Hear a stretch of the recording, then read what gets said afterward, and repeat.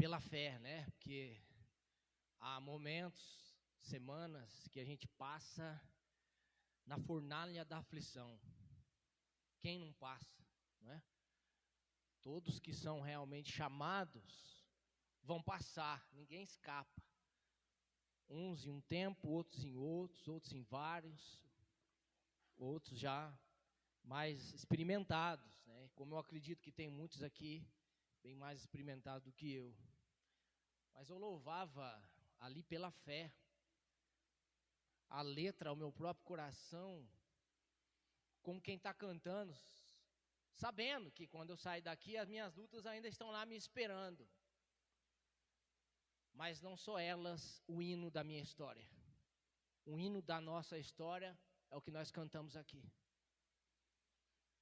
É o que foi triunfo na cruz do Calvário. Nós estamos falando sobre as parábolas de Jesus e nós vamos ler uma parábola. Nessa parábola a gente vai ver a quem plantou a nossa história e qual é um hino que nós devemos cantar, independente do que estamos sentindo ou passando, mas pela fé.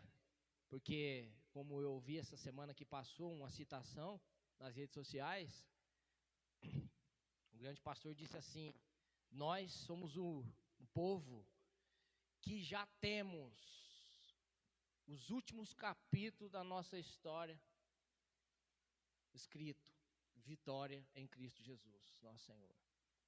É sobre isso que eu queria falar com os irmãos nessa noite, na leitura desta parábola. Mateus 13, versículo 24, diz assim: esta foi outra parábola que Jesus contou. O reino dos céus é como um agricultor que semeou boas sementes em seu campo. Enquanto os servos dormiam, seu inimigo veio, semeou joio no meio do trigo e foi embora. Quando a plantação começou a crescer, o joio também cresceu. Os servos do agricultor vieram e disseram: o campo em que o Senhor semeou as boas sementes está cheio de joio. De onde ele vem? De onde ele veio? O inimigo fez isso, respondeu o agricultor. Devemos arrancar o joio? Perguntaram os servos. Não, respondeu ele. Se tirarem o joio, pode acontecer de arrancarem também o trigo. Deixem os dois crescerem juntos até a colheita. Então direi aos ceifeiros que separem o joio, amarrem-no em feixes e queimam. E depois guardem o trigo no celeiro. Amém, irmãos? Essa parábola aqui, muitos estudiosos dizem que em Mateus é o único lugar que Jesus, que você vai ver, Mateus ele registra essa parábola, é o único Mateus que registra essa parábola. E existe nela uma exclusividade, ela está no meio de uma série de parábolas que Jesus conta para explicar como é o reino dos céus, como é o reino de Deus, que começa no capítulo 13. O capítulo 13 quase inteiro está recheado de parábolas acerca do reino de Deus, do reino dos céus. A primeira parábola do capítulo 13 a gente conhece muito bem, que é a parábola do semeador. Eu vou só dar uma pincelada sobre as ênfases dela, que a gente vai precisar para entender o porquê que ela tem uma exclusividade e ela está inserida no meio de um monte de parábola. Mas a parábola do semeador, a ênfase está no solo. Essa a gente viu que está na semente, né? E no Senhor que plantou a semente. Mas a do semeador está no solo, né? Tem um solo com pedra, tem um solo com espinho, né? À beira do caminho, e tem um solo fértil. O solo é onde está a ênfase da parábola do semeador. Depois vem a do trigo, em que a ênfase é a fonte da semente. E a gente vai ver isso. Depois da parábola do trigo vem a da mostarda, que a ênfase é o processo do crescimento. Um crescimento natural. É uma semente muito pequena. Começa muito pequeno o reino dos céus, mas se torna a maior das hortaliças. Então está dando ênfase no processo. Cada parábola é acerca de um aspecto do reino de Deus, como o reino de Deus funciona. Depois vem a do fermento. A parábola do fermento diz respeito a uma ação secreta, porque diz que alguém veio introduzir um fermento no meio da massa e nesse contexto o fermento é bom, ninguém vê essa ação secreta e de repente ele cresce, né? A massa cresce no reino de Deus. Depois ele vai falar que as parábolas eram uma característica do Messias, ou seja, o Cristo, aquele que iria vir, que Jesus ele iria falar por parábolas, ele ia ensinar os seus discípulos por meio de parábolas. À medida em que uns iam entender, atingidos pela ação do Espírito de Deus, e outros iam ser endurecidos, iam permanecer endurecidos. Parece que a parábola é um tipo de didática de discipulado, ao mesmo tempo de aplicação de juízo, aqueles que não têm ouvidos para ouvir. Depois ele vai falar da parábola do tesouro escondido, né? Que também tem a ênfase em outro aspecto do reino de Deus, o valor, grande valor, que é o reino de Deus. Depois ele vai falar da parábola da pérola, vai falar o porquê do valor, porque a pérola, ela é ferida. Para uma ostra dar uma pérola, ela fica de 50 anos a mais sendo ferida por um corpo estranho, até que ela dê uma pérola, então. Então, qual é quem foi ferido para que tivesse esse valor, né? A gente sabe que foi Cristo que sofreu essas feridas. Então vai falar do porquê desse valor. Cada parábola tem uma ênfase a respeito do reino dos céus. E aí, então depois ele vai falar da pesca, que separa os peixes bons e os peixes ruins, lança fora os peixes ruins, que diz respeito a discernir o valor. Mas a nossa parábola, ela tem uma exclusividade, porque ela fala da soberania de Deus, do início ao fim, ou seja, um Senhor que planta e um Senhor que colhe tudo que plantou, e não só isso, no meio das parábolas acerca do reino de Deus, ela tem uma exclusividade porque ela fala de um aspecto escatológico, ou seja, das coisas do fim. Deus vai revelar as coisas do fim. Parece que nessa parábola essa é uma síntese do início, de como Deus inicia uma obra na sua criação e se encerra conforme a sua vontade, e a gente vai ver que no final dessa parábola tem um alerta escatológico para nós. E então, para nós ganhar tempo, eu não vou interpretar ela, Jesus já interpretou, vamos ler a explicação dela. Vira aí no versículo 36 ao 43, e aí a gente já segue com maior clareza. Versículo 36 é a explicação dela. Então, o versículo 36 diz: em seguida, deixando as multidões do lado de fora. Então, Jesus, olha, deixou a multidão. Ele contou aquela parábola sem explicação para todos, para a multidão e para os discípulos. Agora ele deixa as multidão para o lado de fora. Deixando a multidão, Jesus entrou em casa. E aí os seus discípulos lhe pediram: por favor, explique-nos a história do joio do campo. É interessante que Jesus ele contou várias parábolas, mas essa chamou a atenção deles. E eles pedem explicação, e essa explicação é só para os discípulos. E aí o versículo 37, Jesus respondeu: o filho do homem é o agricultor que planta as boas sementes. Está explicando aqui cada coisa. O filho do homem é o agricultor que planta as boas sementes. O campo é o mundo. Aqui quando ele fala que o filho do homem é o dono lá, né, que plantou, ponto final, é ponto final, não tem mais interpretação para isso. É ponto final. O campo é o mundo, é ponto final. O campo não é a igreja, o campo é o mundo. Ponto final. As boas sementes são o povo do reino de Deus. Ponto final. Ninguém mais entra, ninguém sai. Ponto final. O que Jesus fala é ponto final. O joio, presta atenção, são as pessoas que pertencem ao maligno. Ponto final. Então o povo de Deus é a boa semente, o resto é do maligno.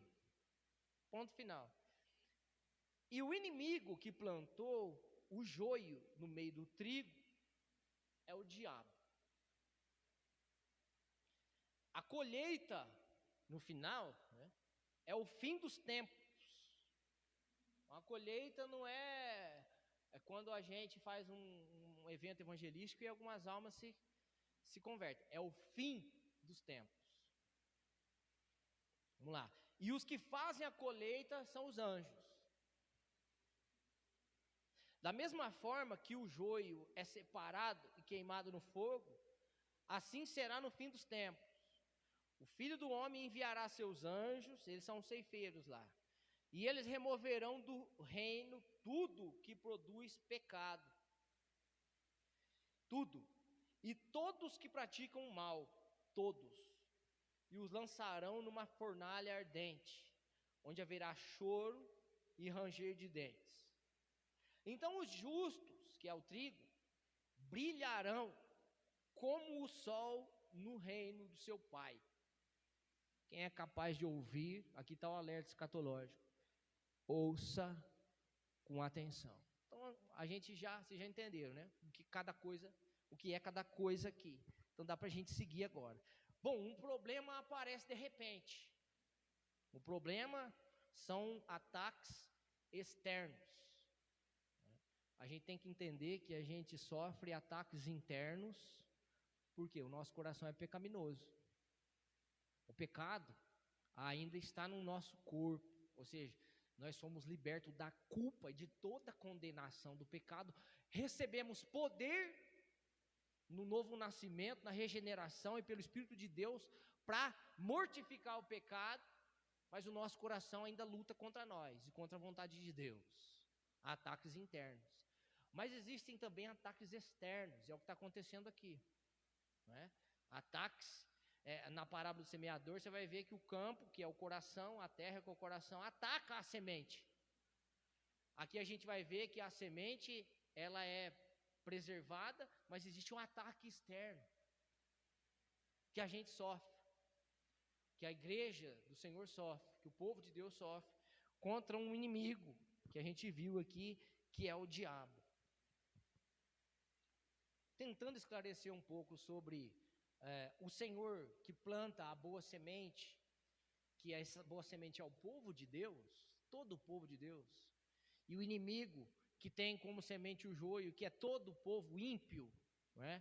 Quando isso aconteceu, como isso aconteceu, não é? Eu acho que o lugar mais claro de a gente entender isso seria, não precisa ir lá, viu? Gênesis 3, né? Quando Satanás vem com um ataque sobre Adão e Eva, sobre a criação de Deus, sobre o homem, né? E a gente sabe bem o que acontece, eles cedem a esse ataque, e aí a semente do homem, a semente da humanidade, ela é mesclada. Lá na eternidade a gente tem aprendido muito sobre isso, que Deus, ele elege um povo, ele cria esse povo, né?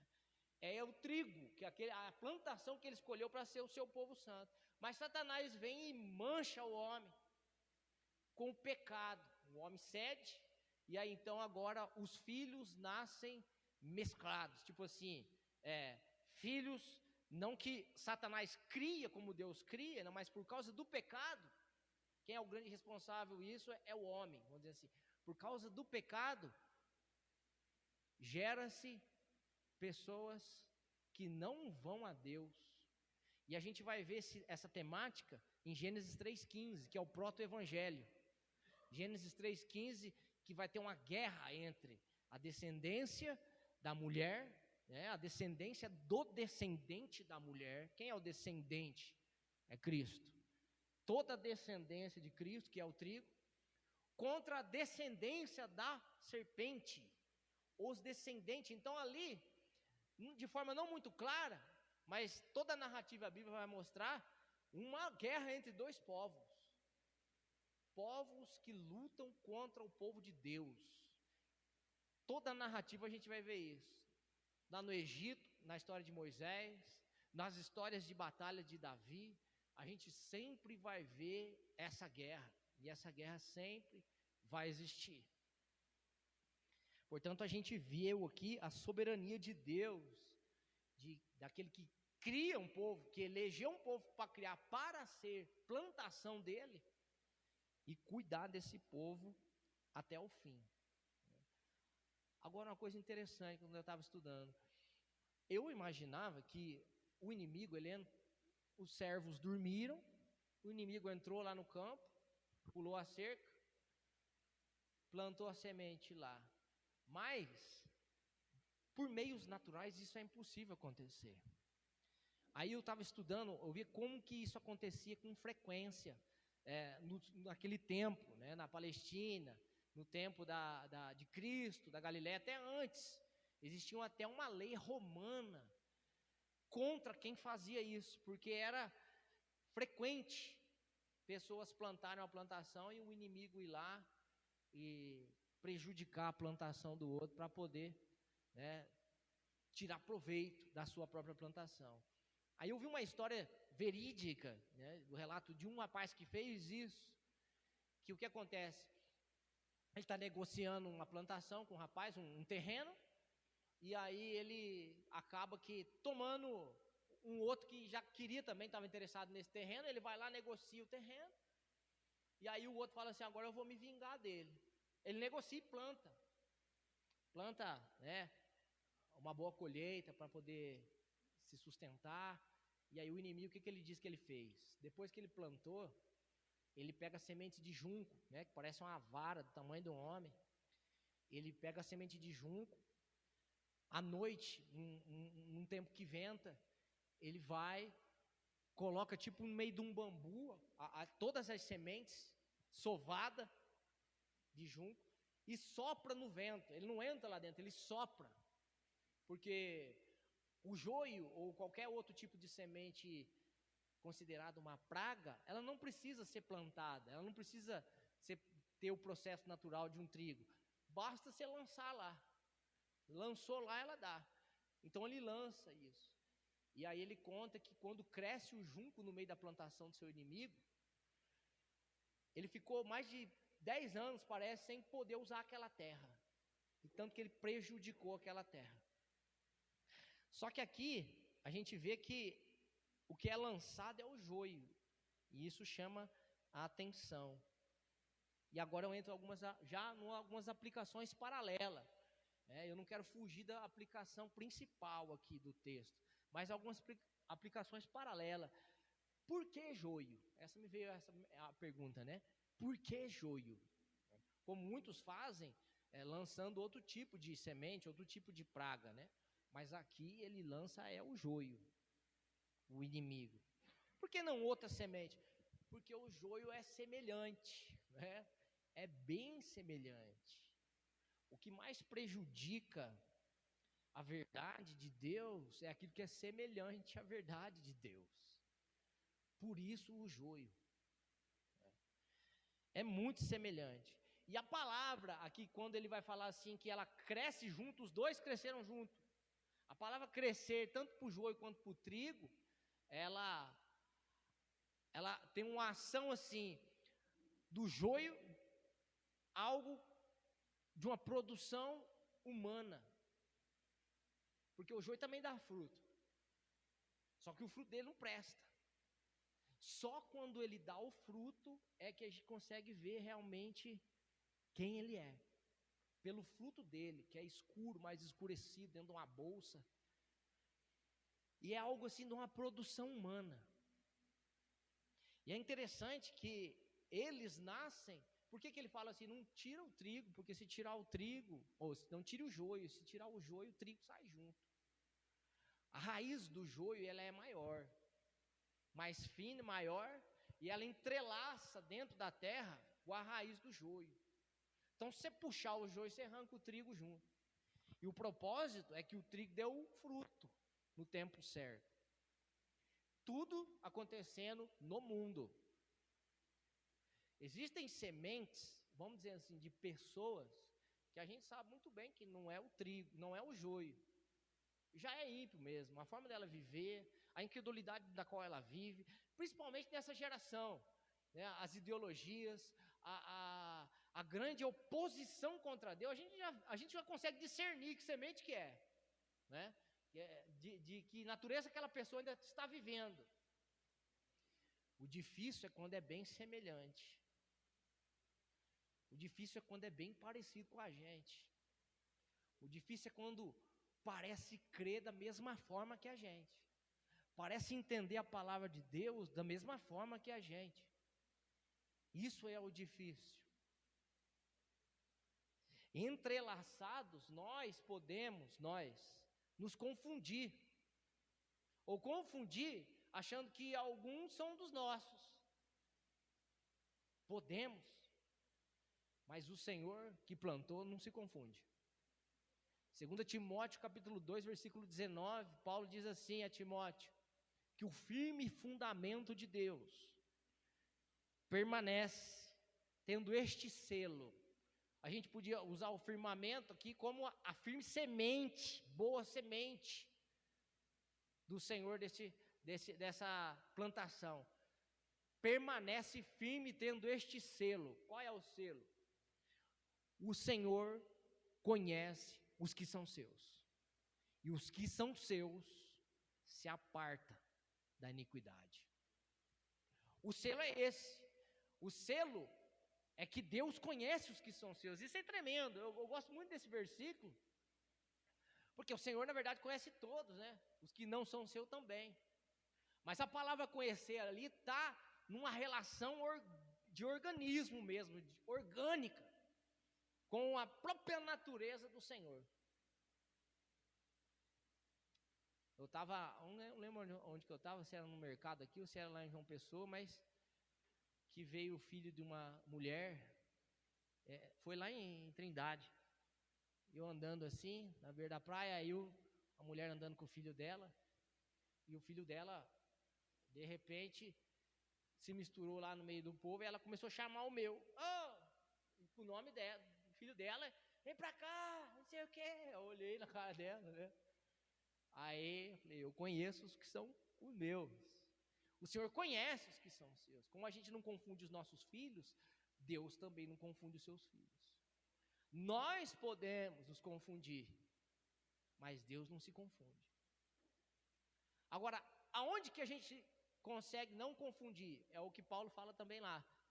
Os que são dele, naturalmente se apartam da iniquidade. Esse vai ser o processo natural. Os frutos não vão ser escuros. Os frutos não vão ser más, como é o do joio, bem diferente do trigo. Quando ele fala assim que os filhos do reino vão brilhar como, brilharão, é que você já viu uma plantação de trigo, assim, quando bate o sol? Toda amarelinha. Essa é a ideia que o texto traz. Dá para discernir quando os frutos aparecem. Não só Timóteo, mas tudo que Jesus passa a ensinar depois do Sermão do Monte, nós fizemos aqui a série do Sermão do Monte, ele amarra lá no que ele já falou, não é? Mateus 7, ele vai dizer a partir do versículo 15 que nós devemos ter a capacidade de discernir os frutos, pelos frutos, conhecer as árvores pelos frutos.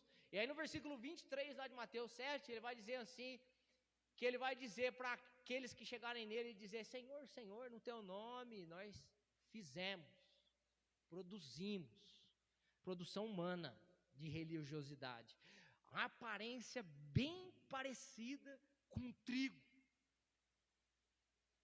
Pensando nisso que eu aprendi por meio dessa parábola, eu cheguei à conclusão, meus irmãos, eu sofro muito pela ação do ímpio aqui.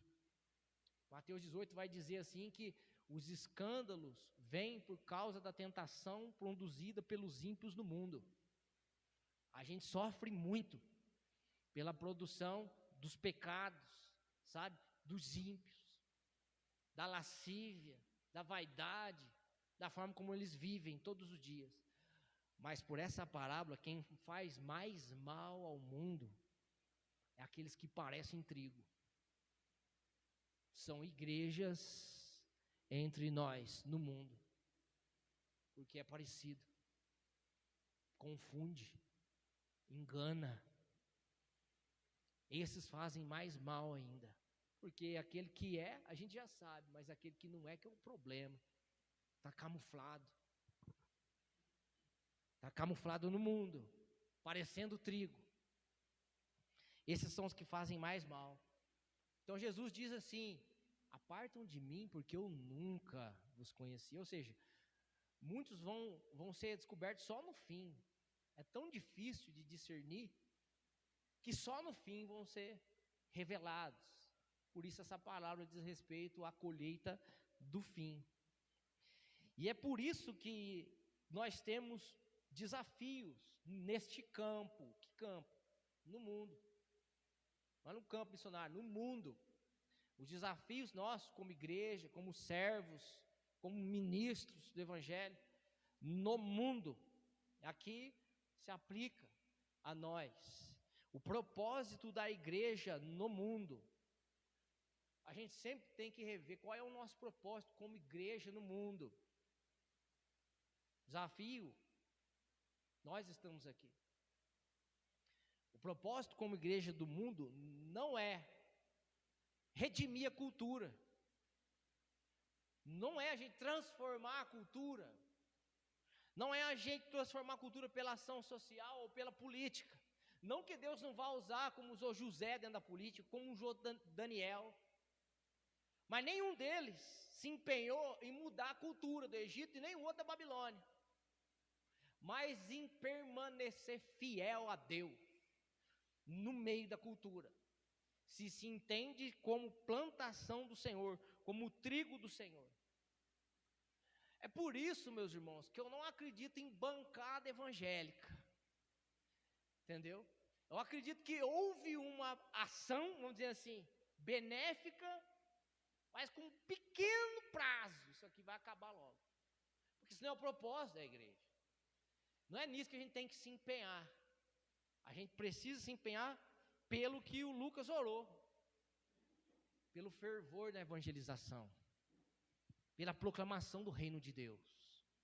Você viu Jesus se empenhar em colocar a política, o poder político na mão dos judeus? Nenhuma vez. Dai a César o que é de César, dai a Deus o que é de Deus. Fica aí já uma deixa que as eleições estão chegando. Não vá para debate em Facebook, Instagram. Entenda qual é o seu propósito. Não é a gente também ficar debatendo para convencer as pessoas das nossas posições, até mesmo teológicas. Não é isso. É crescer de forma saudável. E nós também não somos autorizados a limpar o mundo. Porque aqui eles falaram, o senhor quer que nós arranque o joio? Né, Tiago e João, os dois irmãos, né? Os irmãos filhos do trovão, que chegou em Jesus, quer que nós façamos descer fogo do céu? Porque eles não creem no Senhor, então eles não querem deixar nós passar nessa maneira, faz descer fogo do céu. Não é, esse não é o nosso propósito. Qual é a resposta de Jesus para eles? Qual seria a resposta de Jesus para alguns que quer transformar a cultura política, transformar a cosmovisão do mundo?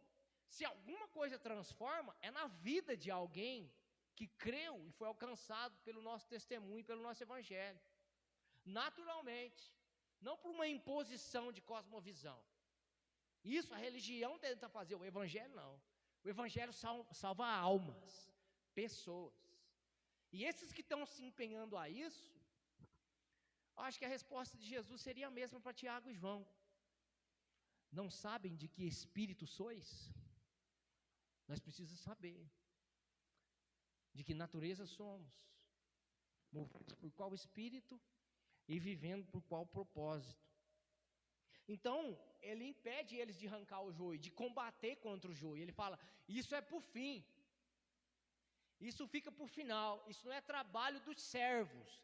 Isso é trabalho dos ceifeiros. E a gente vai ver que os ceifeiros e os servos não são a mesma pessoa. Então, a igreja, os servos, não tem autorização para limpar o mundo.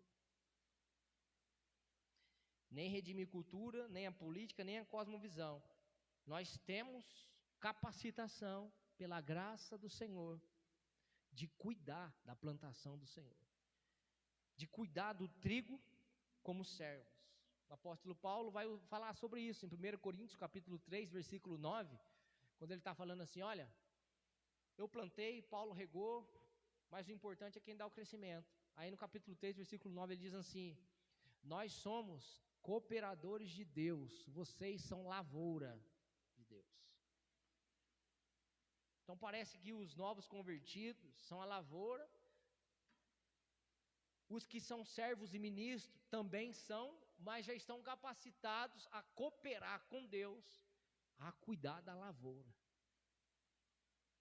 Por isso que tem os servos aqui, que quem planta é o Senhor, não são os servos. É diretamente quem planta ali é o Senhor. Mas quem rega, quem aduba, quem cuida, quem acompanha o crescimento são os servos. E quem faz a ceifa são os anjos, no final. Em Mateus 24, Jesus vai falar sobre isso também. Quem vai colher os frutos da obra de Cristo na igreja são os anjos. Quem vai ajudar ele é a igreja. Olha que privilégio maravilhoso que a gente tem. Nosso trabalho é cuidar de vocês, é cuidar um dos outros. Eu entendi também, aprendendo sobre essa parábola, o porquê tanto alerta depois de Atos dos Apóstolos, as cartas, né, paulinas, as cartas pastorais, tanto empenho os apóstolos, o apóstolo Paulo, tiveram para fazer com que a lavoura permanecesse sadia, pura, saudável. Esse é o trabalho em quem temos que nos empenhar. Na evangelização, para encontrar os outros trigos que estão confundidos com o joio lá fora, e no cuidado daqueles que já se entendem por identidade ser trigo do Senhor e plantação junto conosco. É isso que nós temos que fazer. É com isso que nós temos que se ocupar. A nossa vida, meus irmãos, deve se ocupar a isso. Hoje, quando eu estava me preparando para vir para cá, eu passei uma semana das mais difíceis da minha vida, sabe? E aí eu estava me preparando, tomando banho e tal, e pensando, né? Aí parece que a gente não pode pensar isso de nós mesmos, só Deus pode, pela palavra, pelo que a gente conhece da palavra de Deus, a gente consegue fazer uma leitura a respeito das coisas que estão acontecendo.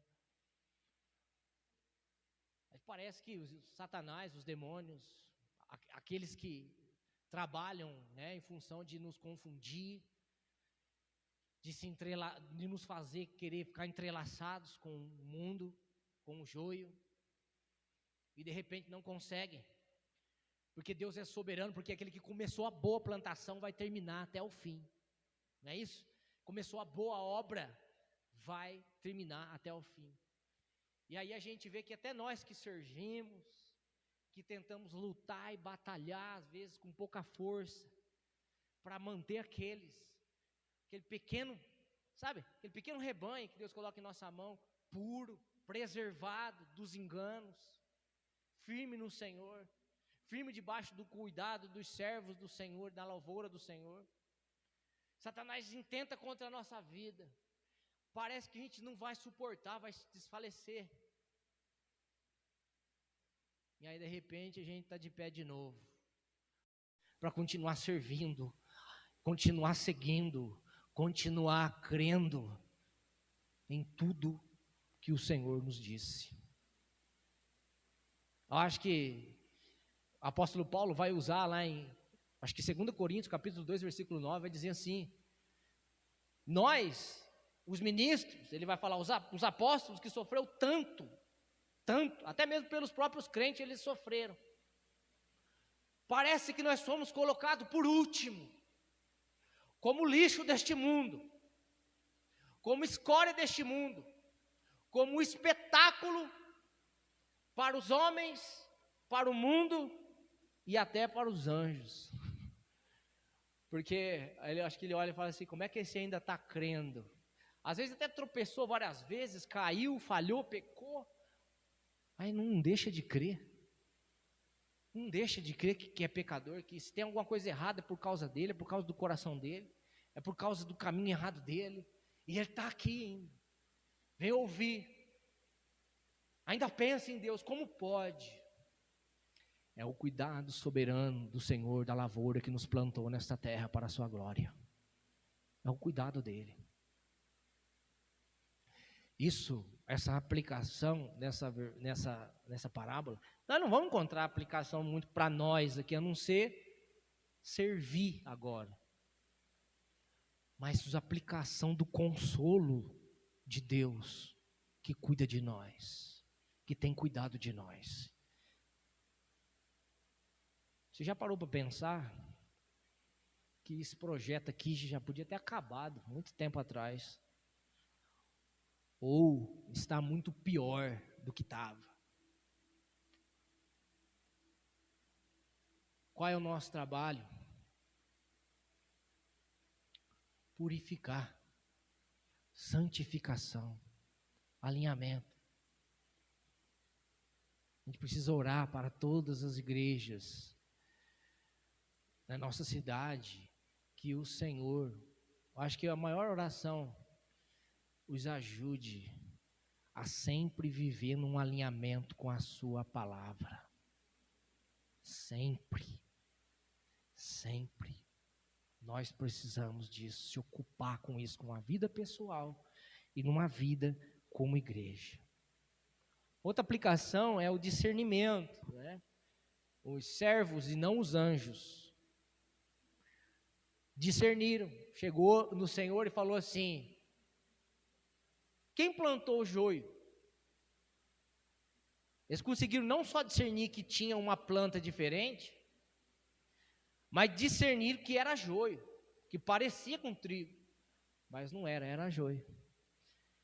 Deixa eu aproveitar, dar uma endossada aqui no nosso grito para a nossa comunhão de quinta-feira, mas quem tem nos acompanhado, tem visto aqui esse trabalho e aprendido a discernir o joio.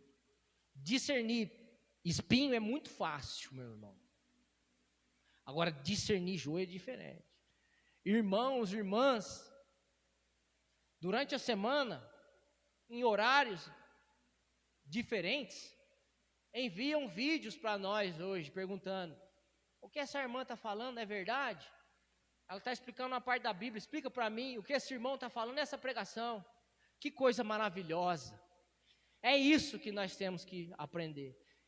E a gente tem observado que essas pessoas estão sendo fruto mais da quinta-feira, mas no domingo também. A gente espera ter esse tipo de pastoreio a qualquer hora, irmão. Às vezes o irmão vem no horário, o irmão está no trabalho, está escutando a máquina funcionar e está perguntando sobre o texto bíblico, louvado seja Deus.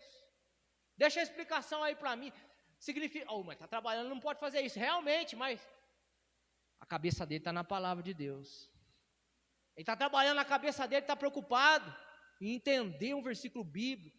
Ele está meditando na palavra de Deus.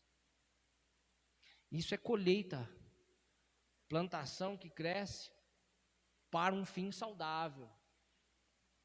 Então a gente precisa discernir. Então olha o versículo 27. O versículo 27 vai falar dos servos. Os servos do agricultor vieram e disseram. Os servos. Aí no versículo 39, Jesus vai falar dos anjos. E o inimigo plantou o joio no meio do trigo, é o diabo. A colheita é o fim dos tempos, em que os fazem a colheita são os anjos. É palavras totalmente diferentes no original. A palavra para ceifeiros e a palavra para servos. Completamente diferente. Então, ou seja, os servos aqui, que está ajudando na lavoura, a cuidar agora da plantação de Deus, são nós mesmos, ministros, aqueles que Deus chama, vocaciona, levanta para isso. Com pouca força, irmãos, a gente faz o trabalho, às vezes, esperando o tempo que Deus nos renove e nos dê força de novo, para fazer com bastante força, até que chegue de novo o tempo de pouca força, e assim a gente vai. Mas louvado seja Deus que nos sustenta para essa obra. Nós precisamos discernir. O desafio da igreja, existe o tempo de um fruto evidente. Existe o tempo que a gente tem que esperar aparecer o fruto. Provar ele, se é de Deus ou se não é. Como Jesus diz lá, né? Conhecereis as árvores pelos frutos. Mas também existe o tempo de julgar com disciplina, para poder discernir, colocar à prova aquela pessoa, aí que eu estou falando de dentro da igreja, e o fruto daquela pessoa. Existe o tempo do fruto evidente, que a gente espera, vai ver o fruto, falar, não, é joio, igual os servos viram. Existe o tempo que vai acontecer só no fim. Jesus vai chegar e vai apontar alguns que a gente imaginava que era e não é, no mundo, em igrejas espalhadas no mundo. E existe dentro da igreja um processo em que Deus nos dá autorização para usar a disciplina bíblica e colocar à prova a pessoa. O joio pode permanecer no mundo, nós não temos autorização para tirar, para ir com ataques contra o ímpio no mundo, mas na igreja verdadeira é diferente o negócio. Existe a disciplina, que a gente precisa saber, e a gente vai ver isso lá em Mateus 18, a partir do versículo 15, Jesus fala como que é o processo de disciplina. O irmão pecou, vai contra ele, tenta fazer ele se arrepender, vai ajudar ele. Ele não ouviu, vai com 2 ou 3 testemunhas, para tentar ganhar o irmão de volta. Esse é o processo, é tentar ganhar. Ele não ouviu, leva ele diante da igreja. A igreja vai precisar aprender alguma didática com essa disciplina. Uma das coisas que as igrejas evangélicas têm mais negligenciado é a prática da disciplina, por causa da falta de visão bíblica, ou pelo medo de perder o dízimo, membros, ânimo porque o tempo está cheio, e uma série de coisas. E aí ele fala, diante da igreja o irmão também não se arrependeu, excomunga ele, é excomunhão. Aí ele tem que ser tratado como joio, como publicano e pecador. Mas lá no meio ele não pode ficar. Dentro da igreja é assim que tem que funcionar. Apesar que alguns vão caminhar por muito tempo, e a gente não vai perceber. E até fazer muito mais do que o trigo faz. A gente já passou algumas dessas experiências. Lá em 1 Coríntios 5, versículo 6, Paulo pede para entregar uma pessoa no meio da igreja que está cometendo um pecado terrível, sexual, a Satanás no mundo, para que lá no mundo ele seja provado, ele sofra as consequências do seu pecado. O que Paulo está fazendo? Colocando a prova para ver se ele é ou não é. Porque se ele for, ele volta. Paulo fala, ele vai sofrer lá, mas vai voltar.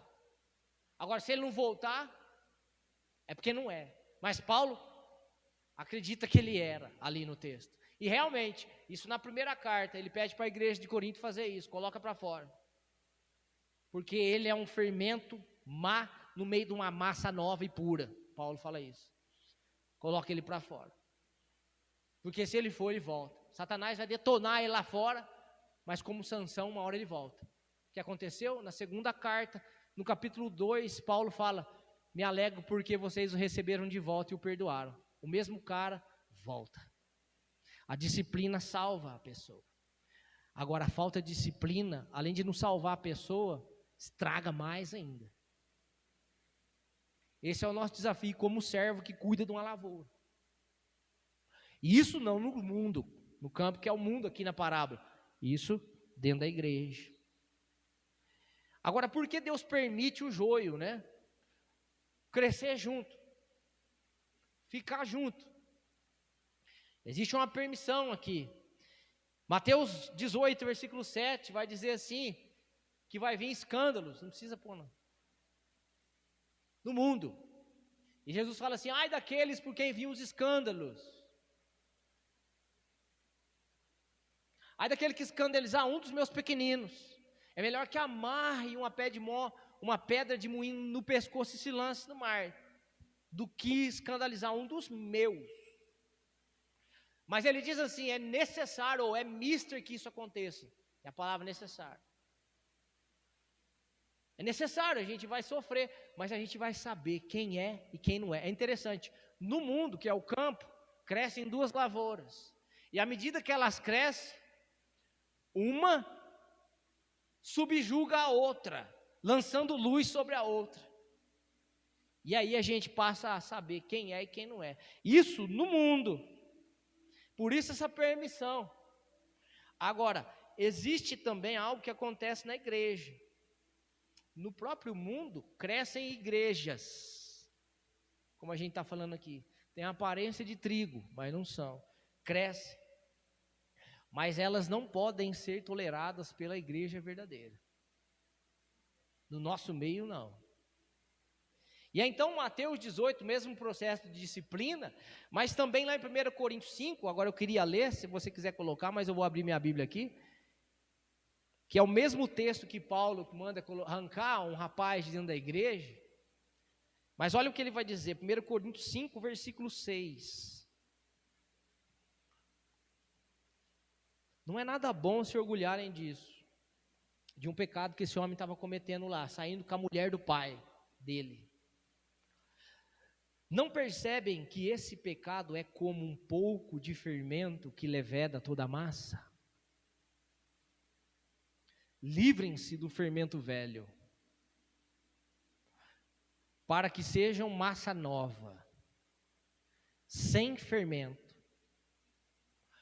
O que de fato são? Cristo, nosso Cordeiro Pascal, foi sacrificado. Por isso, celebremos a festa não com velho pão, fermentado com a maldade e perversidade, mas com o novo pão da sinceridade e da verdade, sem nenhum fermento. Então o trabalho da igreja aqui é não permitir nenhum fermento. É constrangedor, irmão, aplicar a disciplina na igreja, é difícil. Para quem aplica também não é muito fácil, não. Eu até estava conversando com o Lucas essa semana, me lembrando de algumas vezes dentro do presídio, meu irmão, Cássia era evangélica, que eu tinha que pedir para o agente penitenciário, agente, tira esse irmão para fora. Lógico, depois de orar muito, pedir muito, jejuar pela vida do irmão, falar várias vezes com o irmão, e o irmão me confrontar. Você vai perder uma alma? Você vai jogar uma alma lá fora? Mas não só por causa da Bíblia eu precisava fazer isso, mas por causa do PCC também, porque eu não podia permitir as coisas lá, não poderia ficar de qualquer jeito, senão acabar com tudo. Então Deus parece que me colocou numa situação que eu não tinha para onde correr, ou aprendo. E aí tinha que chamar um agente, pedir para tirar o rapaz, e falar para ele, olha irmão, eu queria que você ficasse, mas se eu deixar você aqui, você já arrastou um, eu já estou mandando você e mais um, teve um caso que eu mandei 2, vou ter que mandar mais um. E a gente continua com o coração pesado por causa disso. Aí a gente vê que a igreja, ela tem uma autoridade para julgar. Ah, mas não julgueis para não ser julgado. Não julgueis a alma da pessoa, mas julgueis as ações dela. Nós estamos em 1 Coríntios 5, vamos ler o 6:1. Aqui Paulo está mandando a igreja julgar e colocar o rapaz para fora e não permitir o fermento. Ué, a massa vem da onde? Do trigo, não é do joio, né? A massa vem do trigo. Então nós temos que ser massa pura. Olha o capítulo 6, o versículo 1. Quando algum de vocês tem um desentendimento um com outro irmão, como se atreve a recorrer ao tribunal e pedir que injustos decidam a questão, em vez de levá-lo ao povo santo? O que ele está querendo dizer? A gente vai lá fora pedir para as pessoas julgar o caso nosso. Paulo está falando, não, o povo santo é o povo mais bem capaz de julgar e discernir as coisas. Aí o versículo 2, vocês não sabem que um dia, nós, os santos, julgaremos o mundo? Olha aí que coisa, não é só o mundo não que nós vamos julgar. E uma vez que vocês julgarão o mundo, acaso não são capazes de se decidir entre vocês, nem mesmo essas pequenas causas? Não sabem que julgaremos os anjos? Até os anjos não vão julgar. Lógico, os anjos caídos, né? A igreja. tem que ser capaz de discernir. Que julgamento, capaz de interpretar as coisas antes. Bem capaz de interpretar tudo e julgar o espírito mundano que nos cerca. Essa aplicação que cabe a nós como servos dessa colheita. Porque os servos foram capazes de identificar, aquele ali é joio. E o trigo? Quem é o trigo na verdade? Né? O trigo não é simplesmente o trigo. O trigo é uma coisa muito mais profunda do que só trigo. No texto. Na palavra original, boa semente. A palavra boa, a palavra kalon, que está estritamente ligada à metanoia. O trigo é aquela pessoa que teve uma transformação de mente, não só de comportamento e de emoção, mas de mente. Esse é o trigo do qual Jesus está falando. E essa pessoa, ela se orienta pela direção do reino de Deus. A nossa vida, então, se a gente somos trigos, o trigo cresce, você entende? A semente, Jesus vai dizer assim, ela tem que morrer para ela nascer, não é isso? Ela morre para ela nascer. Só que depois que ela nasce, ela responde ao cuidado da água, ao cuidado do adubo, ao cuidado da poda. Existe uma responsiva agora, já que nascemos, para ser plantação do Senhor. Então, o verdadeiro trigo, ele tem uma transformação de mente, de caráter, de vida. E ele passa agora a viver se orientando pela direção do reino de Deus. E aí a gente vai saber quem é trigo. Será que a nossa vida está sendo orientada pela direção do reino de Deus? Ou seja, em submissão ao senhorio dessa plantação? Bom, agora eu sigo para o final, que é a aplicação principal. Só aqui é o que coube a nós, como servos dessa plantação, junto do Senhor. Agora, a aplicação principal é o Senhor, o próprio Senhor. Ele, não foi pela mão da plantação, e nem da semente, Ele nos plantou, Ele plantou o seu povo. Versículo 24, 27, quando o texto diz assim, olha, o reino de Deus é semelhante a um agricultor que semeou boa semente. Essa palavra aqui, ó, semente. E lá no 27, os servos do agricultor vieram e disseram, o campo em que o Senhor semeou boa semente. Essas duas palavras semente aqui, no original, no grego, o significado dela é profundo demais. É a palavra que a gente usa bastante. A palavra para semente aqui no grego é esperma. É gerado dele, de dentro, da sua própria natureza. É algo assim, do próprio organismo do Senhor. É diferente do semear do inimigo, que sovou e soprou no ar, lançou. Os filhos do reino não, eles saíram do próprio Senhor. Por isso a Bíblia fala que nós fomos criados nele, para ele, em Cristo. A mesma semente, o mesmo organismo. O tema da semente aqui, relacionado com essa palavra esperma, significa, está estritamente ligado a todos os temas que Deus fala de bênção, de rebento, da promessa de Abraão, totalmente ligado a algo orgânico que vem de uma força divina. É assim que a própria palavra no grego se explica. É uma força divina. Por isso que ele não perde nenhum. É um propósito eterno de Deus. Ele gera a sua plantação pelo fruto de sua própria semente. Aí a gente lembra de Gênesis 3,15. Que a semente da mulher, que seria quem? O descendente, Cristo, viria o seu povo. Mas existiria também os descendentes da serpente. E ele gera da sua semente, no singular, que é Cristo. Aí Cristo em João 12 vai dizer assim, que ele é a semente que caindo no solo, ou seja, entrando na terra, morre. Para quê? Para dar muito fruto. Então é assim, uma semente, ela tem que morrer, dar fruto e expelir outras sementes, não é assim que funciona? Então em Cristo nós somos sementes dessa plantação. Nós somos colheita santa em Cristo. E por causa disso, Paulo vai falar em Efésios 2:10 assim, ó, nós fomos feituras dele, ou seja, da mesma geração, criados nele, para quê? Para as boas obras. Não foi as boas obras que foram criadas para nós, as boas obras já existiam, porque as boas obras são os atos de Deus.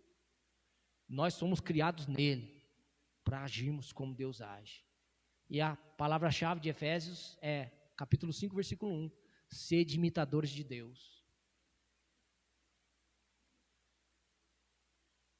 Não é simplesmente nós aqui separados de Deus. Deus, aqueles que creem, que receberam o chamado para crer, são escolhidos para ser semente dele antes da fundação do mundo. E o que acontece quando o trigo cresce? Quando o trigo cresce naturalmente, olha que interessante, por isso que ele permite o joio lá. À medida que o trigo cresce, o próprio trigo, ou por meio do próprio trigo, ele julga o joio. O joio é julgado, porque o trigo cresce lançando luz, brilhando. O joio não. E aí aparece. Lê aqui também, Efésios 5, versículo 11, que nós como o trigo que cresce para brilhar,